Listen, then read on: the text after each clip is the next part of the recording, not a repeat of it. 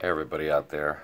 Haven't done a knife review in a long time, so I figured I'd go ahead and do one, but in this case it's not a review. This is a video of one I just finished making, actually.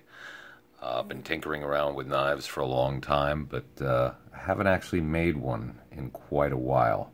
This is actually the first folder I've made. You'll have to forgive the blue nail polish, but that's what happens when you have a 6-year-old daughter and you don't want to break their heart taking it off in front of them. So this is my first shot at a little bit of friction folder here. This one's relatively simple.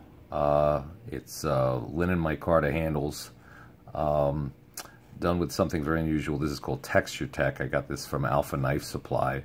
I did inlays of this Texture Tech. It's in a pattern called Gila, like Gila monster skin, I guess, which I think is pretty darn cool. I like this stuff. It gives it a good feel, makes it very easy to hold on to. The blade itself, I did in a Tanto style. It's a relatively inexpensive Damascus. I actually picked this stuff up at the 2017 Blade Show up in Atlanta. I think I paid a whopping 20 bucks or something for the bar of this stuff. It's just a random pattern Damascus, and after I etched it, I actually polished this portion back out, give it a little bit of a different look. So the only place you really see the pattern is down here on the blade, which I thought was a little bit something different. Opens pretty easy. I mean, it's relatively tight, but then again, friction folders are supposed to be. It's got 2 points of tensioning. You can adjust it here and here, both on the pivot point and on the little stop bar, which keeps it from going any further than that. I did that just to give it a little bit of flexibility, and sometimes it's nicer to be able to pinch it in more than one place instead of putting all the torque on one nut.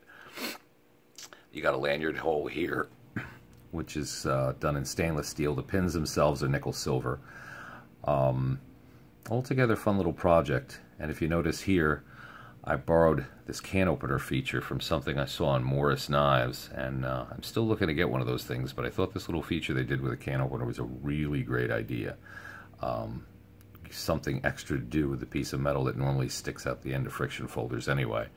So I figured it gives it a little bit extra utility, but it's not too bad. I mean, from start to finish, granted, I don't have all the really heavy equipment to get into some major stuff, but I would say it was about a 2-week project in my garage, just working at nights after the kids went to bed.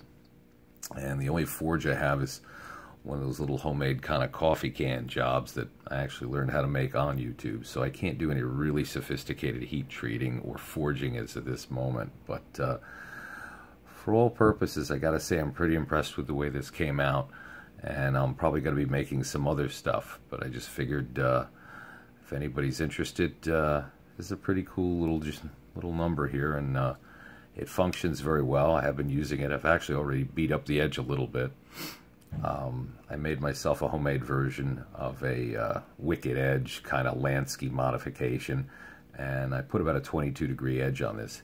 It's pretty damn sharp, and it will shave hairs right now, but it can be taken a notch further, so I'm probably going to take it to about a 20-degree edge over the next week and see where that takes me, although 22 may be enough. We'll see. I'm going to play with it a little bit. Did a little bit of file work on the back, nothing complicated. I kept it really simple because I don't do much file work.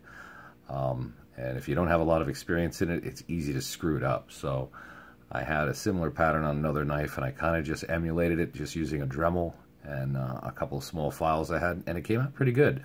So overall, I'm happy.